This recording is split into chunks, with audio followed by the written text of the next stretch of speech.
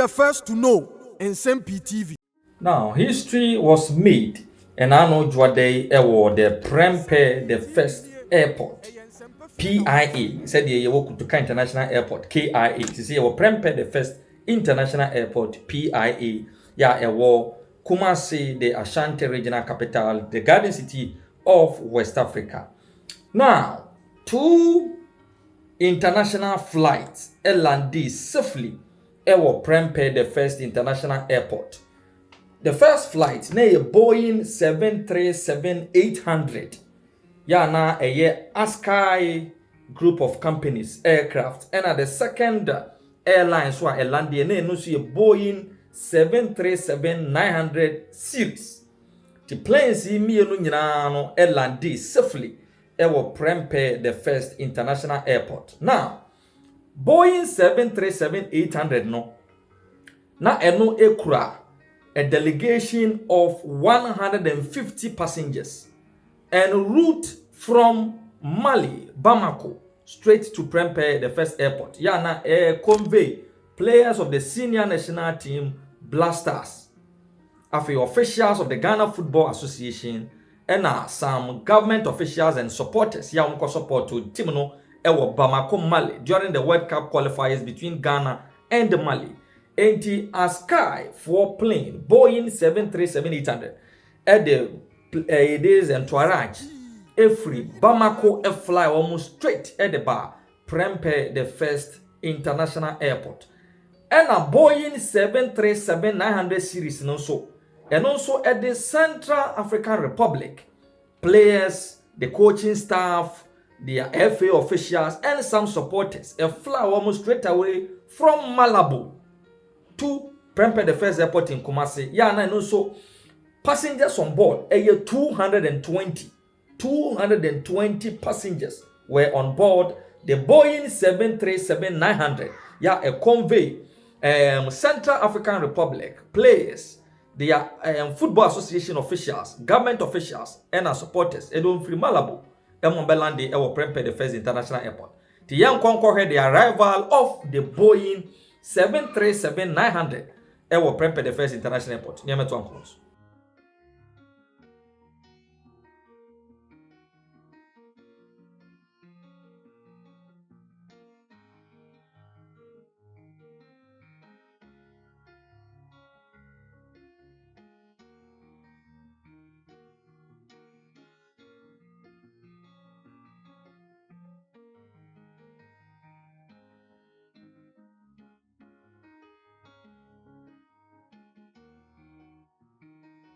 The arrival of the Boeing 737-900. Yeah, now a 220 passengers on board. And now I'm going to a whole video no. Yeah, a landed safely. Prempeh, the first airport in Kumasi. Now the Ghana Airport Company Limited expresses so much pleasure. Say, Yankopanya ya domama Boeing 737-800 and after Boeing 737-900. Yeah, it me for passengers 162 and 220 respectively. To me land safely the Prempeh International Airport. Now, in fact, Askai Airlines, airlines landi empenimfo ya ehweso edi nkomo kakra. And a womuchire sa airlines mienu ya elandi ya na ba kukra Blaster players ni officials. Na dia de kura Central African Republic players ni officials no.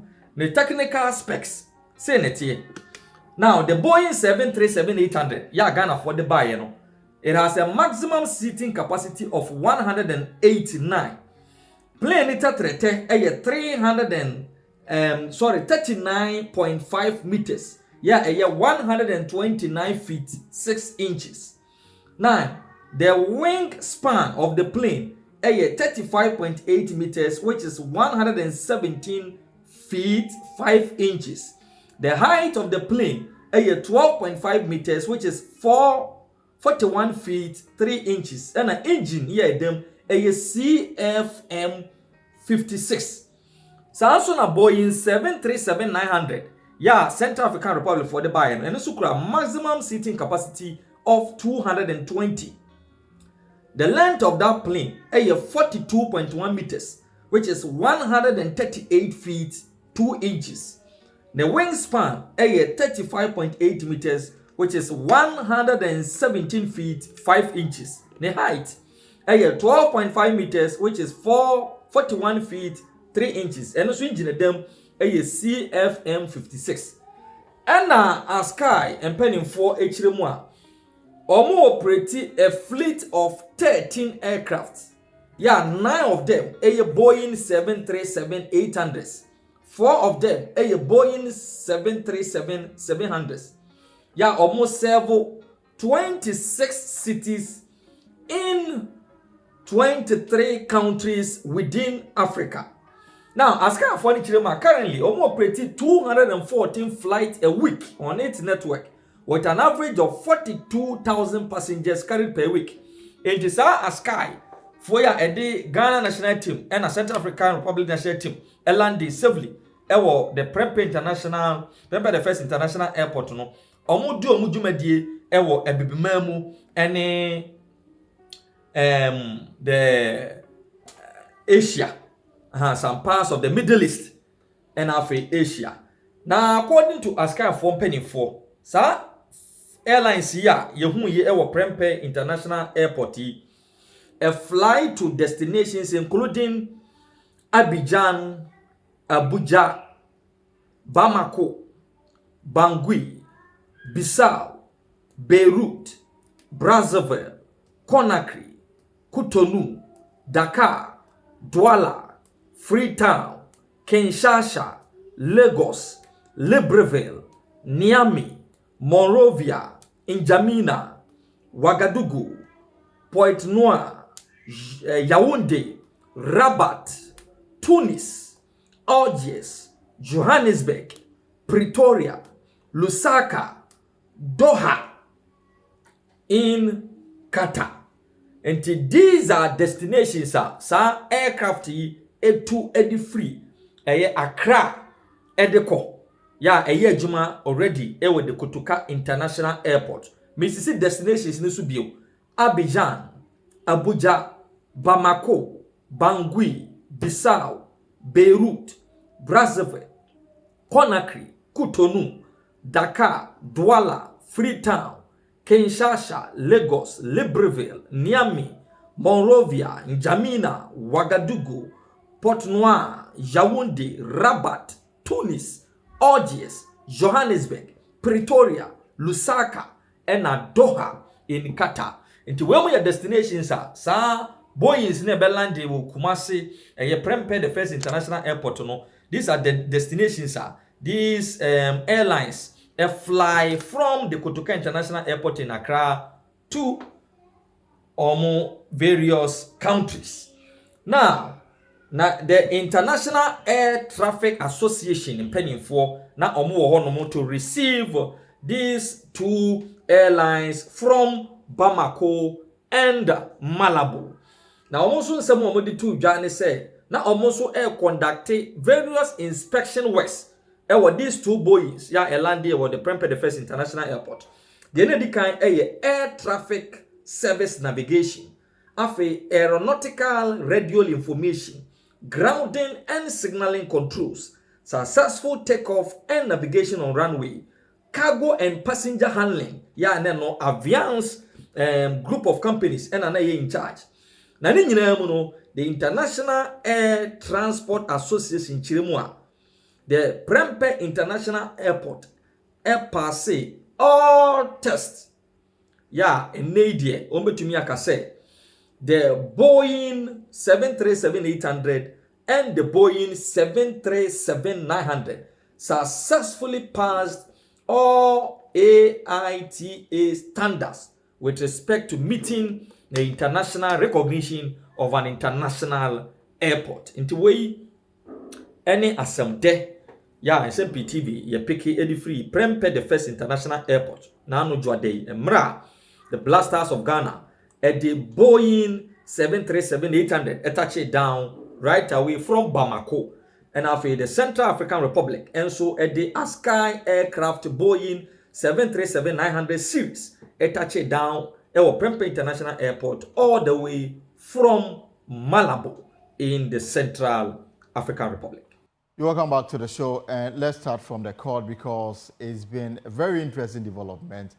And this afternoon, where the Attorney General and other parties in the case have returned for the trial today, the minority leader, Kaysa Latoforsem, then Deputy Finance Minister, is said to have approved the payment for the procurement of some ambulances, which were later said to be unfit for purpose. On their return today, the court had to first deal with the highly contentious issue of a viral tape of third accused Richard Japa.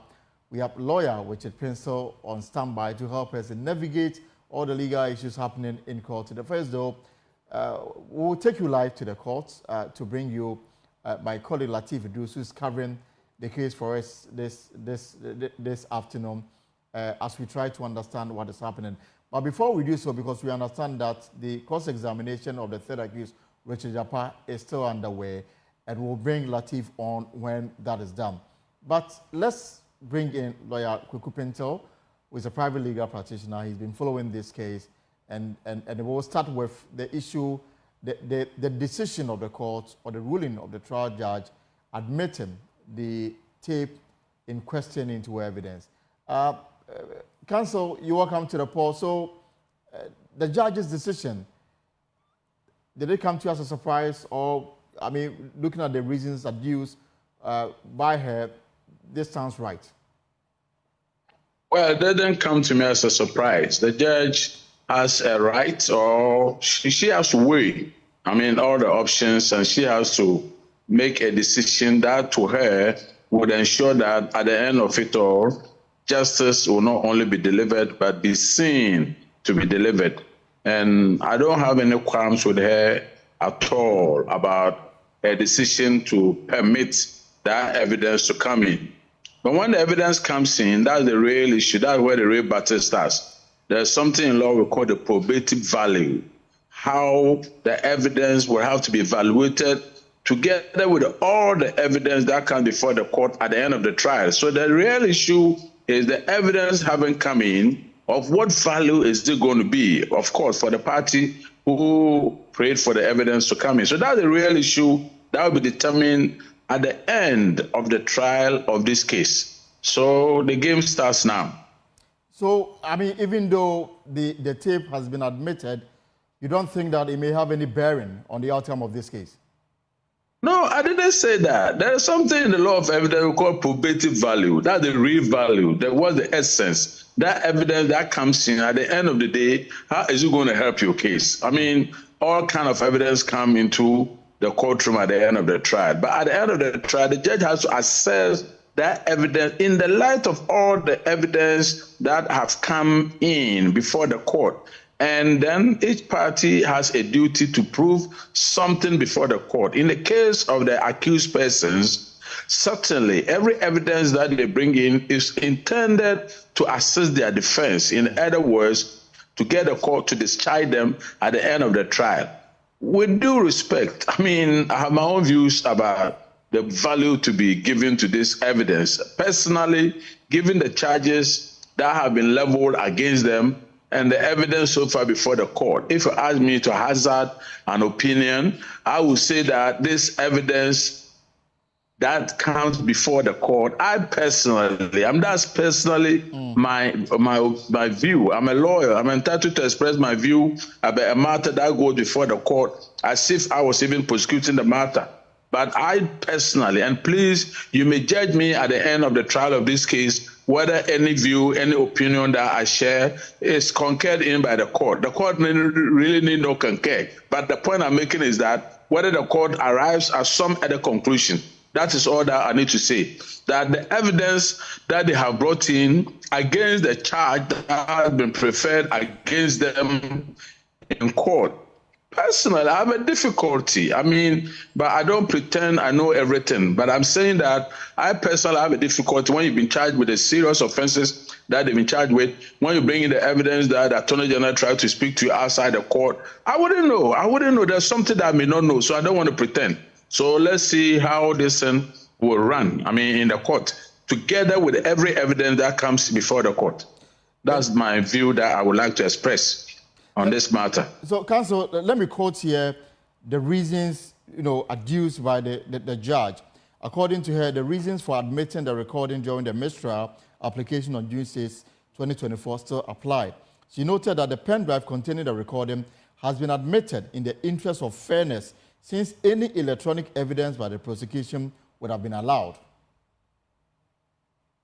Yeah, that's the judge's view. That is for purposes of admitting the evidence. But when the evidence comes in, when evidence comes before the court, it's to assist the court for the court to make a judgment. And what the court does is to assess the value, the probative value. That is to say, everybody, if you've been charged with an offense, your duty is to demonstrate that you are not guilty of the offense. The duty of the prosecution is to prove beyond reasonable doubt that the person is guilty of the offense. The ingredient of the offense is specified by law. What the prosecution needs to prove for purposes of demonstrating that the person is guilty.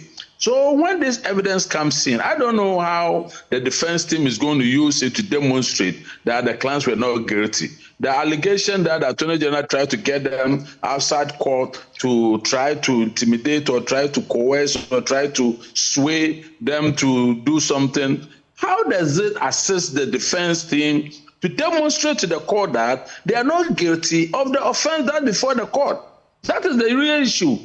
As for the judge, what she has to do today is whether, in line with the rules of evidence, it is proper to admit the evidence without putting a value on it. It's not the judge's duty at this stage to weigh how that evidence is going to assist the case one way or the other. But having regard to everything that has transpired, whether it is proper for her to accept the evidence before her court and for her to use that evidence in the light of all the evidence in her assessment of the party's case before the court. That is all what this business today is about. In other words, so far, some evidence already before the court. Now that this thing has also come in, all will come into the pot. At the end of the trial judge's duty is to weigh all the evidence in the light of the matter before the court. That is to say that the prosecution's case before the court, and to determine whether the prosecution has succeeded in establishing that the accused persons are guilty of the offense that they've been charged. And like I said, once this evidence comes in, if I understand the evidence very well, it is to show that outside the court, the Attorney General has made some conversation or some discussions with accused persons, in which it is alleged that he has said that they were not really guilty. At the end of the day, it's not what the Attorney General said that was going to influence the court. It is the evidence that will come before the court, including the evidence that the court has admitted today, which shows the conversation that has gone on before, between the Attorney General and the third accused person. Right. And therefore, like I said, I repeat myself that it is at the end of this trial that the judge would have to weigh all the evidence, including the evidence today. The question the judge has to determine at the end of the trial is whether, in the light of the law, in the light of the evidence, all the evidence, including what was admitted today, whether the accused persons are guilty of the offense for which they have been charged. That's all that the judge has to do. And he will do the weighing, she will do the assessment and come to that conclusion. So nothing really strange, nothing really new has happened. What happened today is something that happens in our courtroom all the time. And the judge will have the burden, or not the burden, the duty at the end of the day of assessing all the evidence in order to come to a conclusion one way or the other. Very simple. Right. That's the way I see it. Counsel, help us with some education here, and for those who are not lawyers like yourself. So, this tape was the foundation upon which lawyers for Japan and, of course, Dr. Kesela Tufosem filed those applications before the court, and asking that the court dismiss the case entirely. And they premise it on the content of this tape, alleging improper conduct of the Attorney General. The judge, after listening to it 10 times, came to a conclusion that it was not sufficient for her to dismiss the case, saying that from what she listened to, the Attorney General, is not heard anywhere sort of coaching the third accused to say certain things in court. And for that reason, those applications were dismissed. Same judge today says that I have to admit the same recording that formed the basis for the applications that were dismissed, saying that it should stand.